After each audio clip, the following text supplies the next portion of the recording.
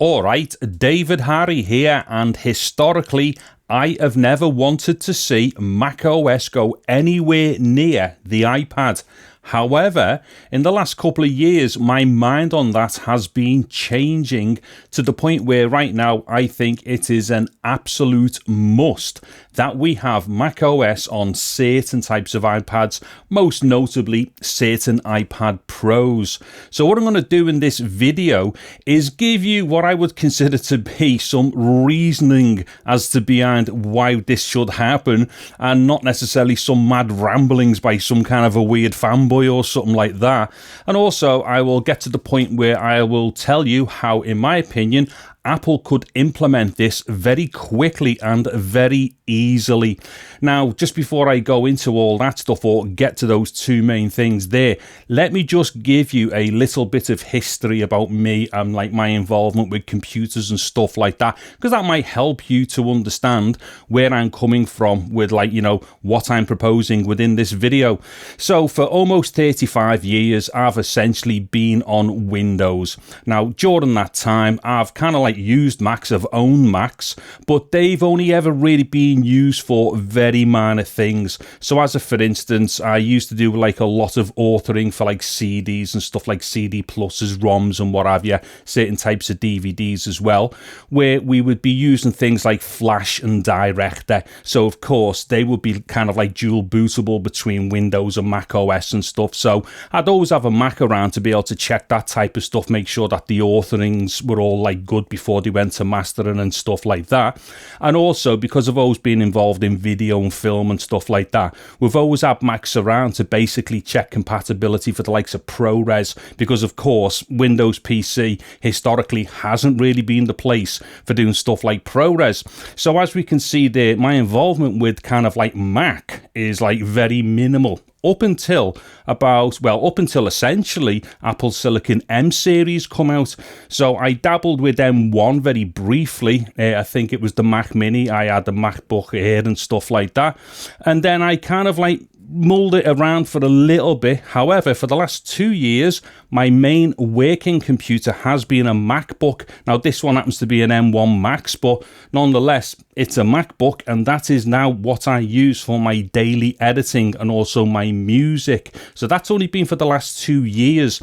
Now, also historically, well, I was going to say historically, I've been an Android person as far as the phones are concerned. My very first phone was back in, I think, 1991 or something, which was, or what was that? I think it was an NEC P3, right? So go and Google that one. Anyway, after the NEC P3, I went through a whole bunch of things, but once like Android started like coming out with, you know, smartphone operating systems and stuff like that, I've essentially been into Android. However, and once again, I was dabbling with iPhone, and then maybe again 2 years ago, once I started using the MacBook properly, I then started like basically just using iPhone for my phones. I obviously use Android as well on this channel because I demonstrate stuff and show things with Android, and especially Samsung stuff. However, for the last 2 years, it's been my MacBook and my iPhone. Anyways, the reason for that boring life story is just to impress upon you that I have never really been a Mac person. However, during all this time that I've been heavily into Windows and Android, I have been a massive fan of the iPads. Now, I've had the iPads literally since the very first come out. However, I got really deep into the iPads when the iPad Air come out. When I've used the very first iPad Air, that's when I was like, this seriously is a great bit of computing device on the go. And then once I got my first iPad Pro, my head exploded.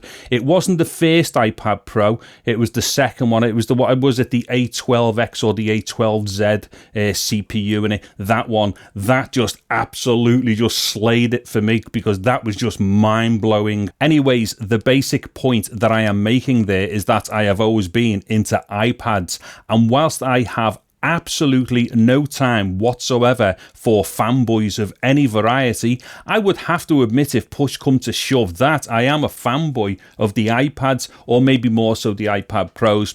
Anyway, so moving on, what it is, the reason why I probably really got into the iPads was because whilst I was on Windows and like I'd built about 400 PCs during the last 35 years or what have you, the iPads just presented something which were like really easy to use, a complete no-brainer, and you couldn't do anything with them and kind of get sidetracked with upgrading things and doing crazy stuff to them.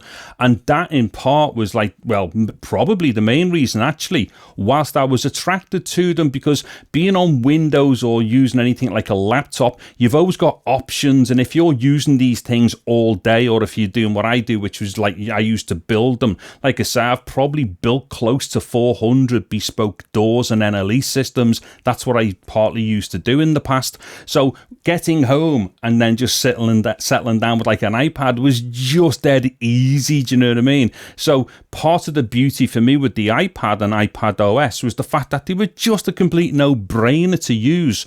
Now, also, I would have to agree with Steve Jobs' kind of like vision for the iPad from the outset. You have to remember that Steve Jobs never wanted the iPad to ever have a pointing device, as in like a mouse or a trackpad, not have a keyboard or anything like that attached to them. And the reason why is because the navigation and the UI for the iPad is all touch. It would be pretty pointless putting hardware controllers onto something which was purposefully designed for touch. And that is exactly what was in Steve Jobs' mind. Also, he didn't really want to have an external main UI, associated with the iPad, as in external monitors.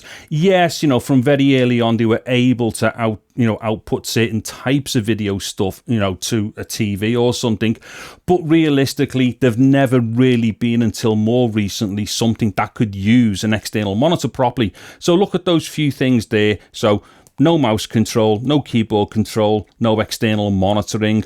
Now, that was Steve Jobs' whole deal with the iPad. He didn't want to see that go anywhere near encroaching upon the territories that the Macs occupied, and vice versa. Because you have to also understand here, we've never had a Mac that's got a touchscreen interface on it, and also Mac OS does not have a touchscreen like ability or anything like that. So up to this point within my blabbering on, I think you can understand that for me personally, the iPad just represented something which was like, dare I say, fun. Now, I'm not saying that as if it wasn't any good, because the iPads have been brilliant. I basically demoed an entire album on an iPad Air, and I've done some video stuff on which ended up being kind of demos for like pop videos and stuff like that. But the thing is, I've done tons of stuff on them, but first and foremost, they're really easy to use, they're fun, and they're an absolute no-brainer. So why on earth would I be saying, let's put macOS on it and turn it into a proper Mac computer? Well, here's the thing, right? These iPads now are essentially Mac computers in all but operating system, and especially with the now up-and-coming M4 iPad Pro. And indeed, Apple have gone back and done their weird tricks now with the M4 range. Just a quick sidestep here to justify something that I'd said on like my previous video about the M4 iPads. What it is, for the very first time now, as far as iPads are concerned, what Apple have now done a multi-tiered CPU system. So for the very first time, with the introduction of the M4 iPad Pros, we have now got 9-core and 10-core CPUs. Now, I'm not going to go delving into that. I've already done a video about it. But what that basically shows us is that a platform which up until now has always had the exact same CPU performance, whether it was an 11-inch or like, the 12.9, or whether or not you bumped it up and had like extra storage, the CPU or the processing capabilities of every iPad within every range that they've ever been in has been identical across the board. However, now we are being introduced to iPads which will be more powerful against like one another within the same range. So 9-core versus 10-core. Now, what that is saying to me is, we are definitely now looking at iPads as if they are Macs, because that trick there of using bin CPUs and whatnot to try and leverage even more out of like a particular range is exactly what Apple do with Mac, probably more so with the MacBooks, but it's something that is definitely a Mac thing which is now happening to iPad. And then you've got to say, well, okay, well, if they're doing that and we've effectively got all the guts of a Mac inside the iPad, why don't we just put macOS on the iPad? Anyway, so getting up to the point now where I think I can make one, a suggestion as to how this can be done, but two, I think hopefully my little ramblings so far I've basically convinced you that, maybe now is the time to do this, because we are now not looking at something which is like that, they've never been cheap, obviously, but they're being way cheaper than a MacBook. But something which is like being convenient, cheaper than the MacBook, and something that isn't quite a Mac. But now we're now reaching the point where there's iPad Pro configurations which cost a lot more than particular MacBooks. Yet the MacBook will always be a lot more useful or a lot more usable because of the types of software. Because that's the other main point here. We have got hardware within inside these new iPads where it's the same as the Macs, but we cannot run the Mac software on them. And I just don't think there's any point in spending all that money on an iPad Pro if you cannot get access to the types of software that could be utilized on the hardware that's within them. So basically, I think there's my case anyway for saying why we should have it. Now, what I'm going to suggest here is how we go about doing this, because somebody out there is probably sitting there and already thought to themselves, hold on a minute, David, you've just shot yourself in your foot, because you've already said that this thing here was never meant to be this thing here. This thing here has got a touch interface, this thing hasn't. And this thing here has got an operating system which is designed for a non-touch interface. And this thing here has got an operating system which is designed for a touch interface. Now, if that's what you've been thinking, I would say you are absolutely correct. However, I'm not actually flawed in my suggestion here, and here is why. And here is probably the main point of this kind of suggestion. And this is how Apple could do it. All we need to do is have two operating systems on the iPad. Now, you have to remember the iOS or the iPadOS operating system is relatively small. And now that we are now going to the base storage unit of 256 gigabytes, we're only going to lose about 8 gigabytes of that assigned to iPadOS anyways. So what we could do, or what Apple could do, is have both of the operating systems kind of merged together, not as one operating system, but maybe just a soft function switch on the iPad which switches between them, or something which can also auto sense. So as a for instance, when you've got your iPad just it's kind of on its own in there, we say iPad mode, it automatically switches over to iPadOS, because obviously you've got nothing else attached to it, so you do need to access it via touch. Now at that point, I would suggest that you're not able to switch macOS on at that point, because you can't interact with macOS via touch. Maybe at some point Apple will address that and they will start putting touch functionality with inside macOS, and then maybe at some point as well they'll end up doing touchscreen Macs, which is something that I've never wanted to see either. But since as Apple are now blurring the lines with their own products, I think all of this is just all going crazy and up for grabs anyway. But nonetheless, the iPad could just be in touch mode when it's on its own, and then when you attach, say, the Magic Keyboard to it, maybe it prompts you and says, would you like to now move over to macOS? And then a simple yes then means that you lose the touch interface because macOS isn't touch, but you then start using the keyboard and your trackpad on the Magic Keyboard.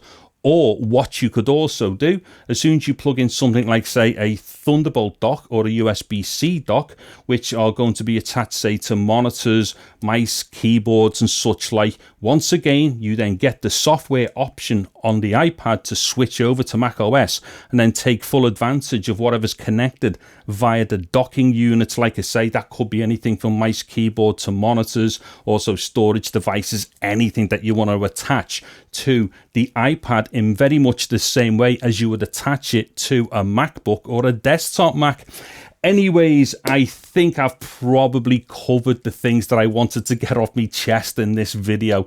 Now, if anybody did get up to the end of this video and whatnot, let me know in the comment section what you think. But I think, you know, whether you agree with everything that I've said here, I would imagine that some people out there are probably going to sit there and go, yeah, you know what, that nut job, he probably has got a point on some of these things. Now, I would dare say that a lot of other people are now thinking something similar. So I think now would be the time for Apple to basically take on board the general consensus of people with regards to wanting, you know, a more professional operating system on an iPad Pro, because gone are the days where the iPad is that simple device that we all used to love. I mean, I still love it, but it is definitely not the simple device that it was.